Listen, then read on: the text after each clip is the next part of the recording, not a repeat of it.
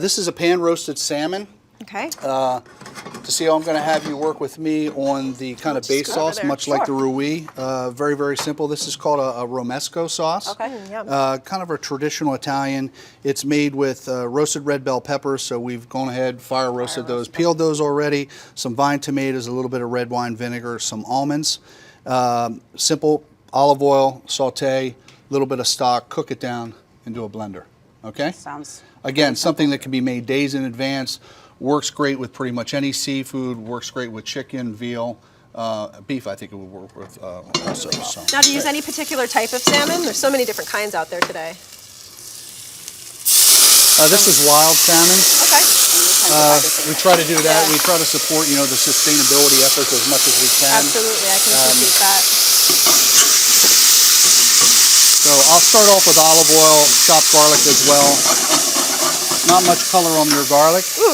It's obviously going to steam and perfume with some of the natural juices from the roasted peppers. Okay. And at this point, it's almost like a little bit of everybody can dive in here. Slivered almonds. Now, do you toast them first? I didn't for this portion of that, but I do and have for the finished piece as a garnish on that. Okay. So it picks that up. So. I've started this. I've gone ahead and finished the batch, put it in the blender and so forth. This will take probably about a half an hour at the very most, because all you really want to do, bring this up to a simmer for about another 15 minutes, pull it off, adjust your seasoning, salt and pepper into the blender. Okay? Perfect. Obviously, this is what it'll look like. The one caution, obviously, when you pull this off, you want to let it to cool. I've seen too many cooks with too much hot food in a blender, and it comes out and there's a burn situation there. So, all right. So the next is the salmon. Okay. I have about a 7-ounce portion of wild salmon, as I mentioned earlier. This is where you need to pay attention. I know. I'm watching. And this is skinless, or do you have skin on there? Skin's already off, pin bone removed, and so forth. Great. A little bit of salt on both sides. And we're going to start this flesh side down. Katie, you want to just hit me with a little bit of fresh mill pepper on there, if you will? Sure. Now, do you usually saute your salmon when you make it, Cecile? We usually put it in the oven, although I have tried sauteing it the way that you're going to do now, and it always gets that, is that the albumin, the white stuff? Albumin, yeah, it comes out, and I'm like, oh, that's not what it looks like in the restaurant. That's true. Well, I mean, here again, you're talking I'm about trying the low fire and the whole nine, but I'm really paying attention some to different ways to cook salmon. Yeah. So from a healthy aspect, some people, I love grilled. There is some discussion of, the cancer aspect of over grilling items and so forth. Poaching salmon, where you're going to see that albumin.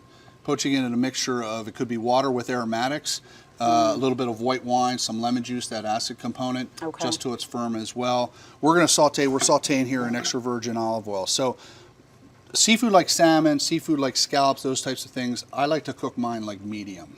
Okay. And there's nothing wrong with it. If you're buying from a reliable source, taking care of the product, those types of things. Some of the flatfish and so forth, you want to cook those items the whole way through. Chicken, of course, that's 6 minutes. Right. I think when you see the little bits of white, the albumin come out, that's when you're maybe cooking it a little bit over. And so that's why I'm staring at it. I check it every 2 seconds, and then I come back and you're like, ah. Do you like it when it's slightly underdone in the center? A little. Yeah. A little. All right, so you flip the salmon over. It's still pretty rare in the center. It will be, yeah. Now, ideally, again, depending on your like for medium or more well done, some people have I would pop this in an oven per se in the restaurant. So what we're going to follow this with, same pan, picking up some of the juices and what have you. So again, much like the octopus, we've gone ahead and split and blanched some fingerling potatoes, lightly fried those. Those could be actually pan roasted as well to bring them back.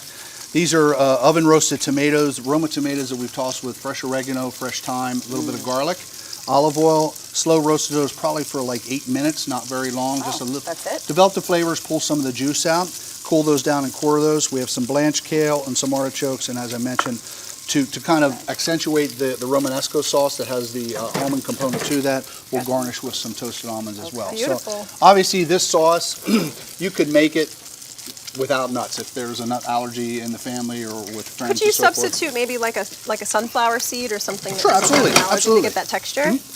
feels like we're just about at medium, so we will just pull this off and let it rest lightly before plating. Look at that color on the outside. So the remaining ingredients here, let's go with, because you can never use enough garlic. I'd agree with that. So would my husband. So again, we have the fingerling potatoes. We'll add those first. We want to try to get them to give a little bit of that crunchy fried sort of texture back to it. Okay. A little bit of blanched kale, Oh, some artichoke. artichoke hearts, Oh, that smell. and the know. vine tomatoes that we like slow roasted. We'll add those last. So we want them to kind of keep their texture without Yeah. kind of really dissolving while we do that. So many great smells happening in here right A now. little bit of pepper cane, or Nicole, if you would.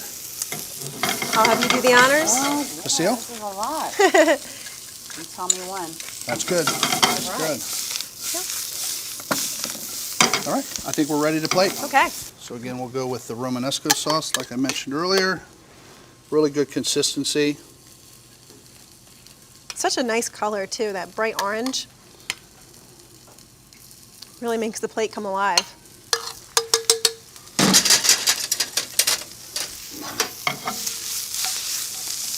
I feel like I'm about to go run to the restaurant right Yeah, I know, seriously. We don't have to. We get to eat this here. Yes.